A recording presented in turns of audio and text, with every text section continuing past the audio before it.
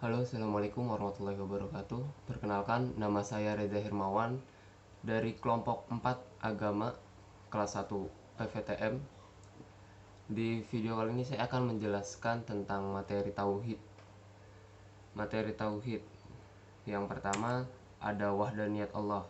Menurut Taimiyah Illah atau Tuhan adalah yang dipuja penuh kecintaan hati, tunduk kepadanya, merendahkan diri di hadapannya, takut dan mengharapkannya, kepadanya tempat berpasrah, berdoa dan bertawakal untuk kemaslahatan diri, meminta perlindungan diri daripadanya, serta menimbulkan ketenangan di saat mengingatnya.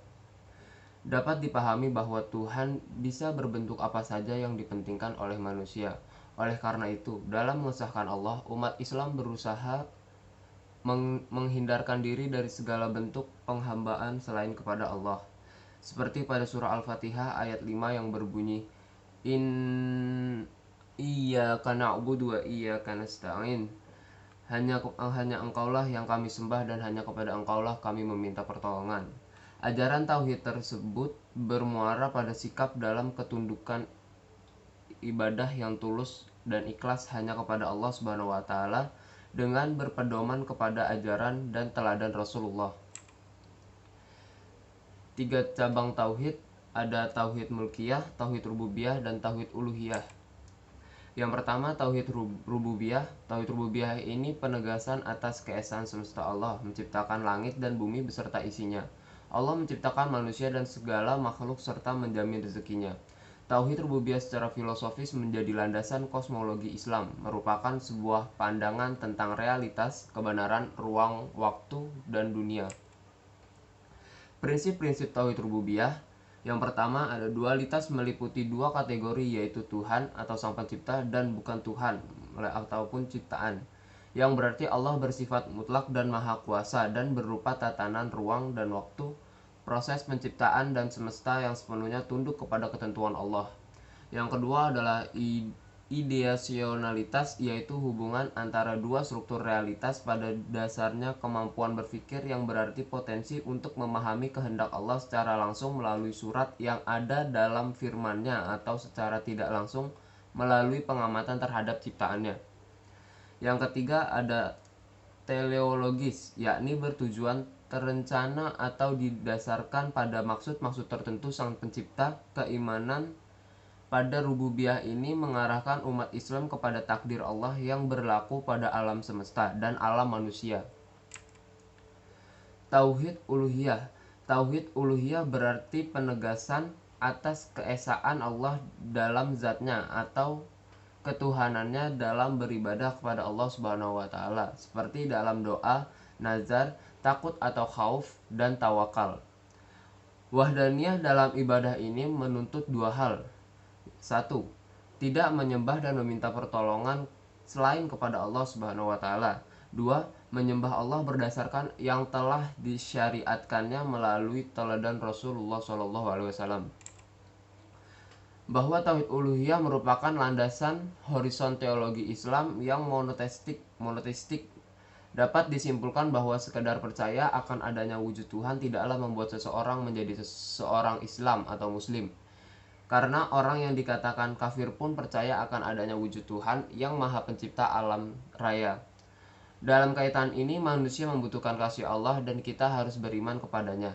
Iman kepada Rasul berarti membenarkan dan taat kepada syariat Allah yang dibawa olehnya.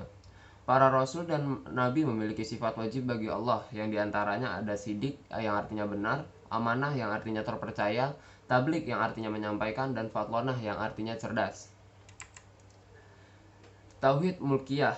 Tauhid mulkiyah berintikan pada keesaan Allah dalam kekuasaan dan hukumnya.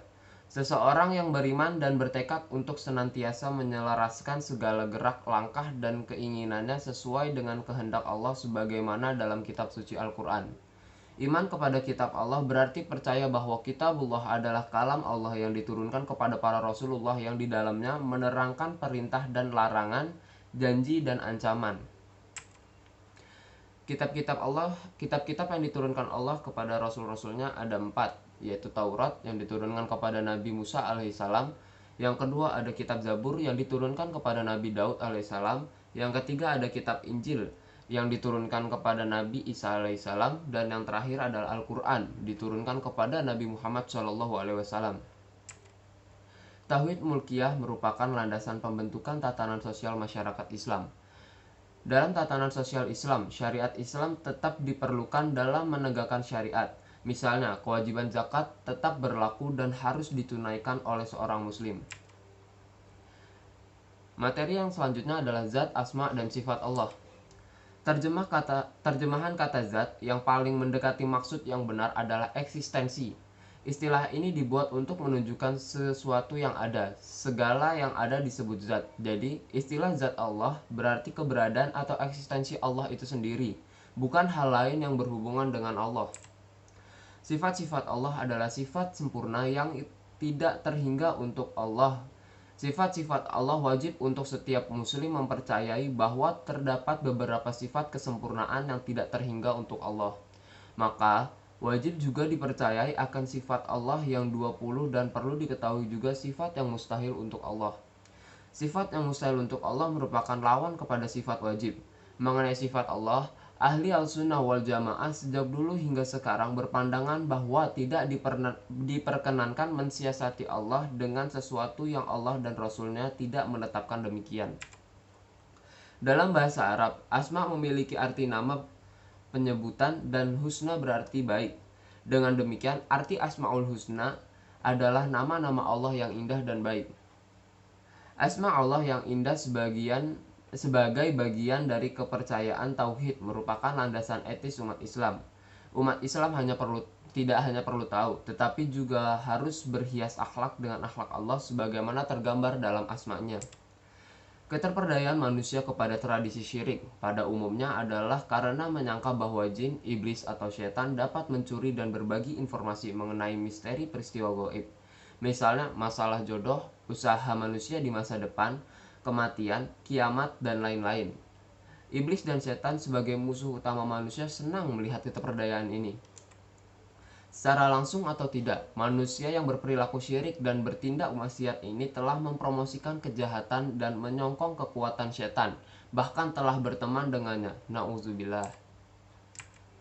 Sekian materi yang bisa saya sampaikan. Wassalamualaikum warahmatullahi wabarakatuh.